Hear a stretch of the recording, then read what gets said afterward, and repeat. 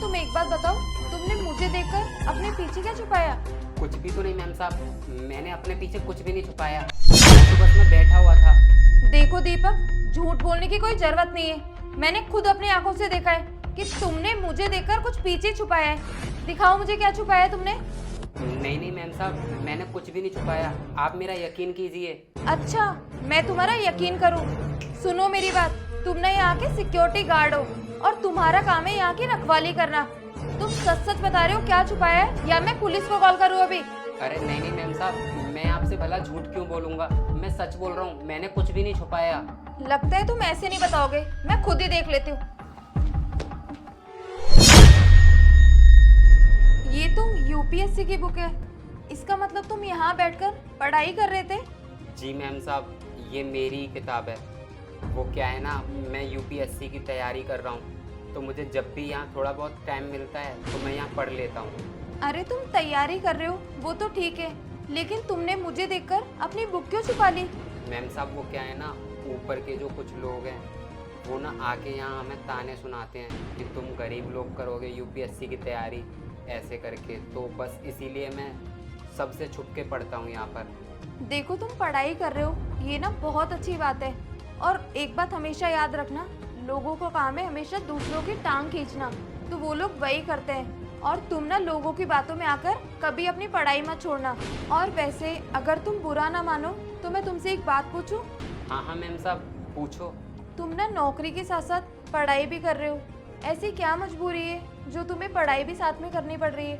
Ma'am साहब क्या ही बताऊँ मैं आपको, मेरे घर की ना बहुत ज़्यादा हालत ख़राब है। पहले ना मेरे पापा जॉब करते थे, तब वो अच्छा खासा कमाते थे तो मैं अच्छे से पढ़ भी रहा था, लेकिन अभी उनकी तबीयत बहुत ज़्यादा ख़राब है और डॉक्टर ने बोला है कि उन्हें आराम की सख्त ज़रूरत है, तो इसीलिए वो घर पे आराम करते हैं और मुझे अपनी पढ़ाई पूरी करने के लिए खुद कमाना पड़ रहा है और पापा की दवाइयों का भी खर्चा मुझे ही उठाना पड़ रहा है। इसीलिए मैम साहब मुझे ये जॉब करनी पड़ रही है। और मैम साहब आपको तो पता ही है, मुझे पूरा दिन यहाँ हो जाता है तो मैं अपनी पढ़ाई नहीं कर पाता, इसीलिए बस मैं अपनी बुक साथ में ले आता हूँ, तो यहाँ मुझे थोड़ा बहुत टाइम मिलता है तो पढ़ लेता हूँ। पढ़ाई करना ना बहुत अच्छी बात है, लेकिन तुम काम के साथ साथ पढ़ाई कर रहे हो, ये और भी ज़्यादा अच्छी बात है। और वैसे मैं तुम्हें एक बात बताऊं, मेरी जो बेटी है ना उसने भी यूपीएससी की तैयारी की है, और तुम्हें कभी भी किसी भी चीज़ की ज़रूरत हो तो तुम मुझे बता सकते हो, मैं उसकी बात तुमसे करवा दूंगी। ठीक है, अब मैं चलती हूँ, तुम मन लगा के पढ़ाई करना। ये लो तुम्हारी बुक। ठीक है मैम साहब, आप जाइए और मैं मन लगा के पढ़ाई करूँगा। ठीक है।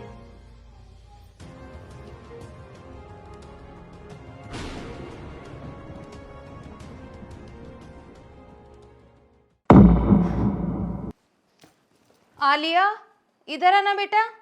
अभी आई। हाँ मम्मा बोलो। वो बेटा, मैं ये बोल रही थी कि तेरी जो यूपीएससी की बुकें रखी हुई है ना, वो एक काम कर मुझे दे दे।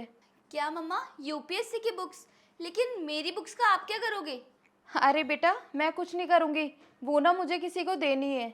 अरे किसको देनी है आपको वो बुक्स? और वैसे भी मम्मा कोई काम की नहीं है वो बुक्स, रद्दी में पड़ी हुई है, अब छोड़ो ना आप। अरे जो हमारा सोसाइटी का सिक्योरिटी गार्ड है ना दीपक, वो यूपीएससी की तैयारी कर रहा है, तो मैंने सोचा कि अगर उसे वो बुक्स दे दूंगी तो उसकी थोड़ी बहुत हेल्प हो जाएगी, वो पढ़ाई कर लेगा। क्या कहा आपने? Security guard? वो जो सोसाइटी के बाहर बैठते हैं वो? अरे मम्मा, मैंने इतना बड़ा इंस्टीट्यूट ज्वाइन किया था, उसके बाद मेरा सिलेक्शन नहीं हुआ, मेरा यूपीएससी का पेपर क्लियर नहीं हुआ, वो कौन सा क्लियर कर लेगा? और वैसे भी वो कौन सी कोचिंग कर रहा है? ये कोई छोटे मोटे एग्जाम्स नहीं होते, इसके लिए ना बहुत ज़्यादा पढ़ाई करनी पड़ती है, दिन रात एक करने पड़ते हैं। और वो सिक्योरिटी गार्ड, उसके पास ना कुछ मटेरियल होगा, और वो वैसे भी जॉब कर रहा है, पढ़ाई कब करेगा वो? और मम्मा, अगर सोसाइटी में किसी को पता लगा ना कि वो जॉब के साथ साथ में पढ़ाई करता है तो उसे 2 मिनट में बाहर निकाल देंगे। इसलिए एक काम करो, उसे बोलो ये पढ़ाई लिखाई छोड़े और अपनी जॉब पे ध्यान दे। वैसे भी उन 2 कौड़ी के लोगों की औकात ना सिर्फ इतनी होती है। हाँ, मुझे अच्छे से पता है कि उसे जॉब से निकाल देंगे, लेकिन अगर वो जॉब के साथ साथ पढ़ाई कर रहा है तो इसमें क्या ही दिक्कत है?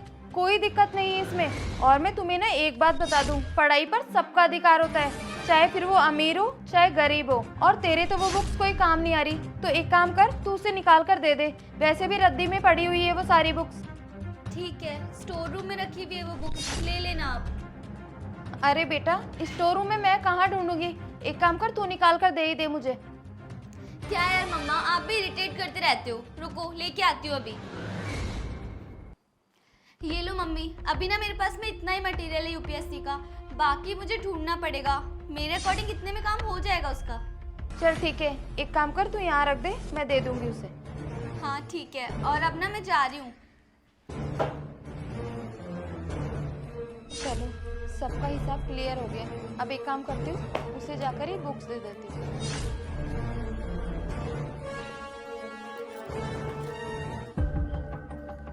दीपक, जी मैम साहब।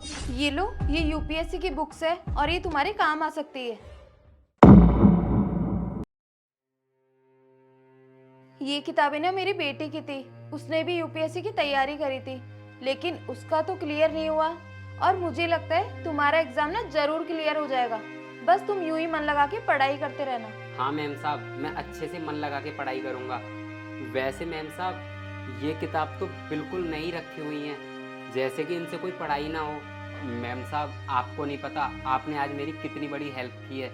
ये किताबें ना मैं कब से खरीदने की सोच रहा था, लेकिन मेरे पास पैसे ही नहीं थे। आज आपने इन किताबों को मुझे दे दिया, आपने मेरे ऊपर बहुत बड़ा एहसान किया है। बहुत बहुत धन्यवाद मैम साहब आपका। अरे नहीं नहीं, मैंने तुम पर कोई एहसान नहीं किया, ये तो मेरा फर्ज था। और वैसे भी घर पे ही किताबें पढ़ी हुई थी, अगर तुम पढ़ लोगे तो अच्छा ही होगा। मैं चाहती हूँ कि तुम इन किताबों से मन लगाकर पढ़ाई करो और अपने माँ बाप का नाम रोशन करो। जी मैम साहब। मैम साहब, मैं आपको एक बात बोलूं, आज तक मुझे जितने भी लोग मिले हैं ना, सब ने मुझे डीमोटिवेट ही किया है, लेकिन आप मुझे पहले इंसान ऐसे मिले हो जिन्होंने मेरी आज इतनी बड़ी मदद की है, मुझे इतनी सारी किताब दी हैं। मैं आपका ये एहसान कैसे चुका पाऊंगा मैम साहब। फिर तुमने एहसान की बात कर दी। मैंने कहा ना, मैंने तुम पर कोई एहसान नहीं किया, ये सब बस भगवान की मर्जी है।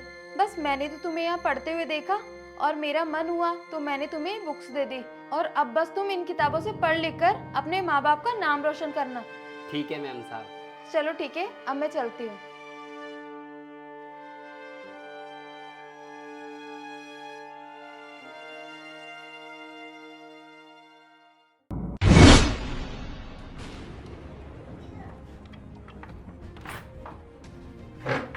जी हाँ बोलिए, आप कौन? वो मैम है क्या घर पे?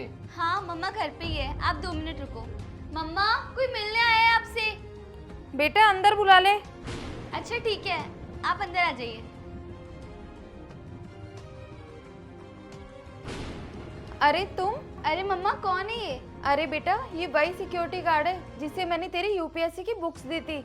याद आया तुझे कुछ? अरे तुम खड़े क्यों, आओ बैठो ना। अरे हाँ मम्मा, मुझे याद आया, ये तो दीपक भैया है।